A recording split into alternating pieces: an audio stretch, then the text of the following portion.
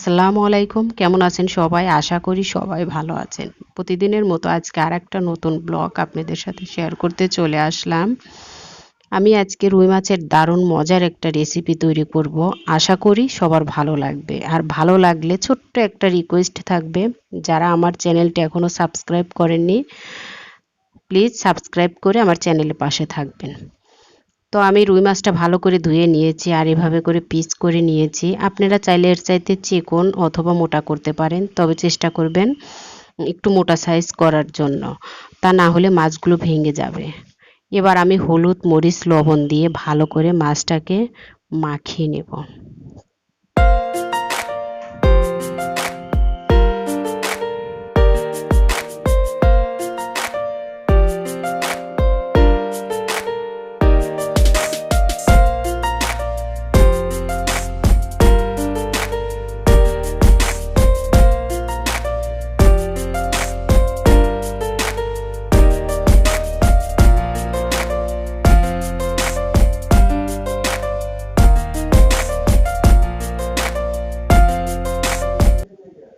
মাখানো হয়ে গেছে, এবার রান্না করতে চলে আসলাম। ফ্রাই প্যানে তেল দিয়েছিলাম, গরম হয়ে গেছে। এবার এক এক করে মাছের পিসগুলো আমি ফ্রাই প্যানে দিয়ে দিব।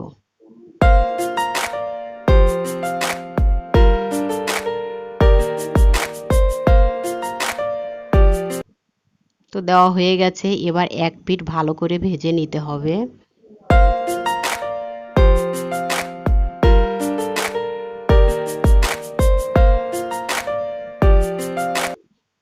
এক পিঠ ভালো করে ভাজা হয়ে গেছে, এবার আমি উল্টিয়ে দিচ্ছি অপর পিঠ ভাজার জন্য। তো ভালো করে ভাজা না হলে তুলতে যাবেন না, তা না হলে মাছটি ভেঙে যাবে। আর উঠানোর সময় খুব সাবধানে উঠাতে হবে, খেয়াল রাখতে হবে যাতে মাছগুলো ভেঙে না যায়।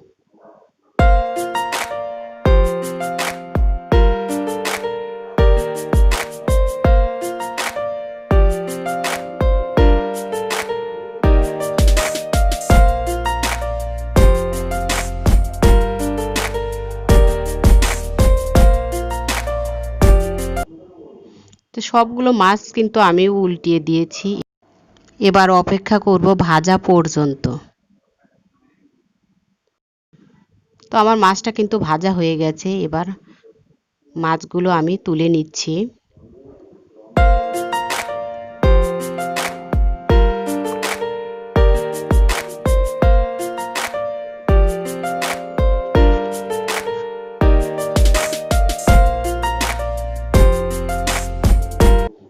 সবগুলো মাছ আমি তুলে নিয়েছি, এবার একই ফ্রাই প্যানে আমি আরও একটু তেল দিয়ে দিচ্ছি।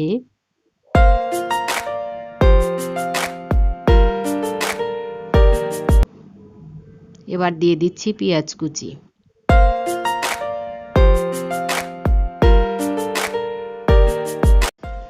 এবার দিয়ে দেব একটা টমেটো।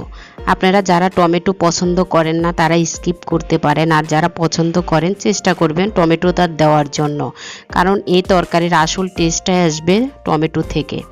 এবার টমেটো পেঁয়াজ নরম করে ভেজে নেব। ভাজা হয়ে গেছে, এবার এক এক করে আমি মশলা অ্যাড করে দেব। দিয়ে দিচ্ছি জিরা পেস্ট, রসুন পেস্ট, আদা পেস্ট। এবার আমি এই তিনটা মশলা তেলের সাথে একটু ভেজে নেব, যাতে কাঁচা গন্ধটা না থাকে।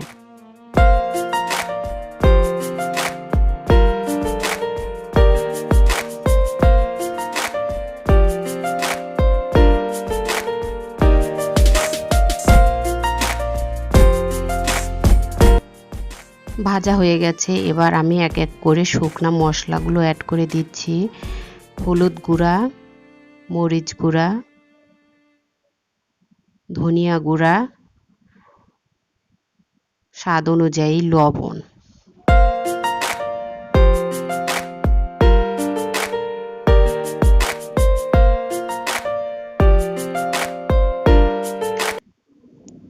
এবার সামান্য পরিমাণ পানি দিয়ে মশলাটাকে ভালো করে কষিয়ে নিতে হবে।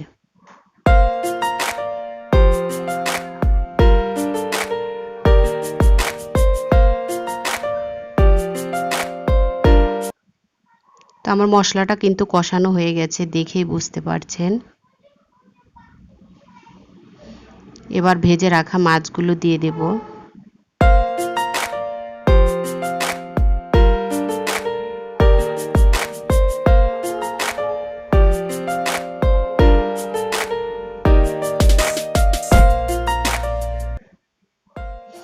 দেওয়া হয়ে গেছে। এবার মশলার সাথে আমি একটু মাছটাকে কষিয়ে নেব।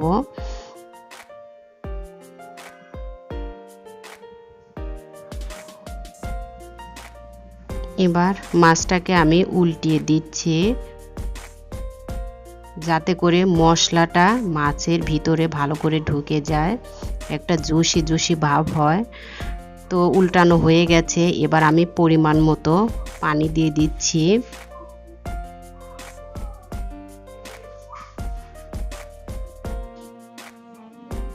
এবার এভাবে করে আমি একটু নেড়ে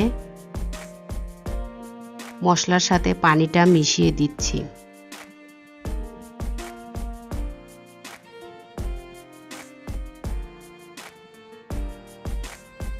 এবার 4-5টা কাঁচামরিচ দিয়ে দিচ্ছি।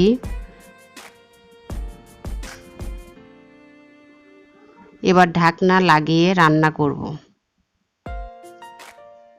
তো বলক এসে গেছে। আমি এভাবে করে মাছটা নেড়ে দিচ্ছি।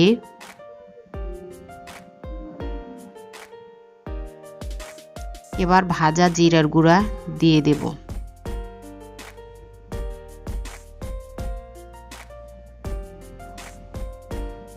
আবারও ঢাকনা লাগিয়ে 5 মিনিট কুক করে নিলেই আমার তরকারিটা রেডি হয়ে যাবে। তো আমার তরকারিটা কিন্তু হয়ে গেছে। তো দেখে বুঝতে পারছেন কতটা ইয়াম্মি হয়েছে। তো আমার রেসিপিটি যদি ভালো লেগে থাকে একটা লাইক করবেন আর ফ্রেন্ডস অ্যান্ড ফ্যামিলির সঙ্গে শেয়ার করবেন। সবাই ভালো থাকবেন। আল্লাহ হাফেজ।